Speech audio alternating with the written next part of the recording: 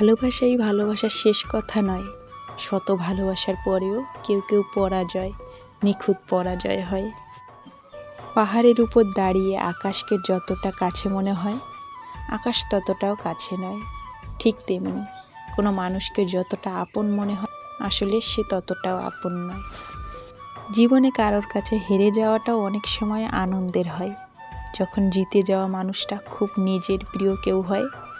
কথায় আছে, নিয়ত যদি সাফ থাকে তবে নিয়তিও ঠকায় না। আমাদের বর্তমান প্রজন্ম সবচেয়ে বেশি ভোগে নিজের সম্পর্ক টেকাতে গিয়ে। কোথাও একজন বিশ্বস্ত মানুষ খুঁজে পাওয়া যেন আকাশের চাঁদ পাওয়ার মতো, কিন্তু সেই চাঁদ কি আর সবার হাতে ধরা দেয়? যদিও কারোর হাতে ধরা দেয়, কিন্তু তা আগলে রাখার যোগ্যতা কজন আর হয়? তবুও সব মন্দের মাঝে কিছু ভালো থাকে। রোজ হওয়া বিচ্ছেদের এই নগরীতে আজও ভালোবাসা টেকে, যারা টিকিয়ে রাখতে জানে।